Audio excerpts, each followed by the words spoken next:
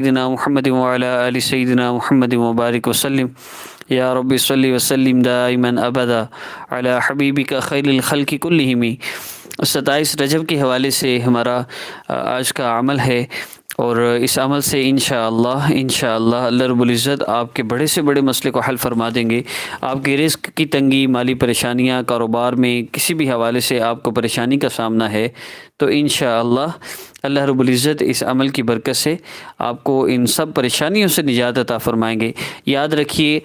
27 رجب کی رات یا دن میں ایک تو معراج کا ہونا کسی بھی حدیث سے ثابت نہیں ہے، اور اس کی رات میں کوئی عبادت نفلی کرنا یا اسپیشل، ویسے کو کرتا ہے تو کر سکتا ہے، ویسے کو روزہ رکھ رہا ہے رکھ سکتا ہے، لیکن 27 رجب کے لیے روزہ رکھنا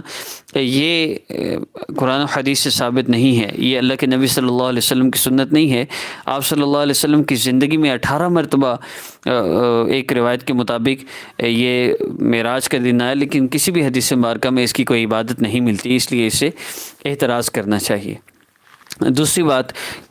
عمل کے حوالے سے ہے، وہ یہ ہے کہ آپ نے سب سے پہلے تو یہ یقین رکھنا ہے کہ میرے مسائل کو حل کرنے والی ذات اللہ رب العزت کی ذات ہے،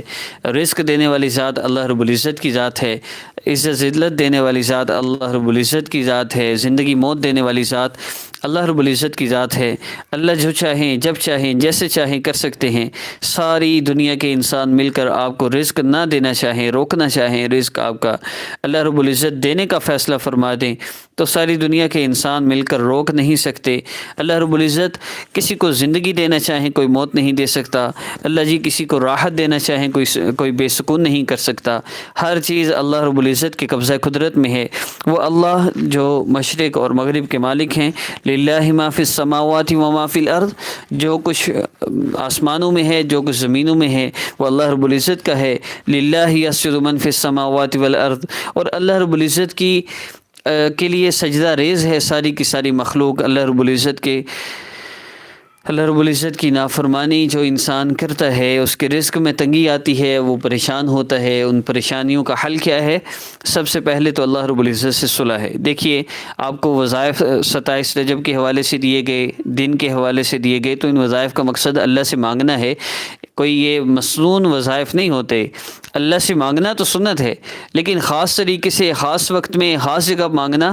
ویسے تو جائز ہے اگر آپ اس کو ضروری نہیں سمجھتے، لیکن اگر آپ اس کو ضروری سمجھیں اور مثال کے طور پہ کوئی وظیفہ کرتا ہے 27 رجب کی رات کو،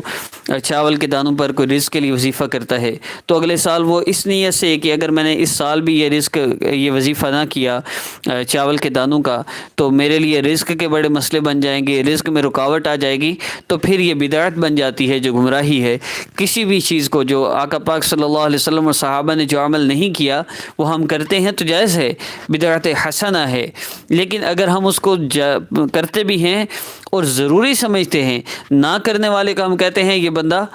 گناہگار ہے، یہ بندہ منکر ہے، یا پھر خود کرتے ہیں تو خود نہ کرنے پر ہمیں بے چینی ہو جائے، وہ نہیں جی یہ عمل نہ کیا تو اس کا مسئلہ ہوگا، یاد رکھیے یہ جائز نہیں ہے۔ اللہ کرے میری بات سمجھ میں آ جائے۔ اللہ کے نبی صلی اللہ علیہ وسلم نے 27 رجب کو اسپیشل روزہ شب معراج کے حوالے سے نہیں رکھا،